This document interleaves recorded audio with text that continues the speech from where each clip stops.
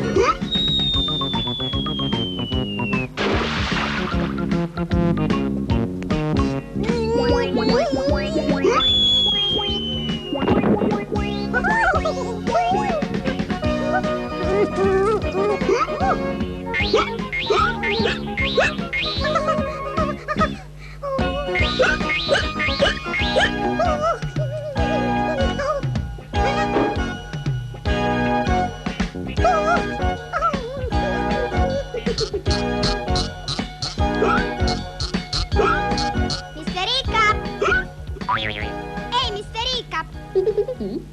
Ma perché non provi a farti passare il singhiozzo?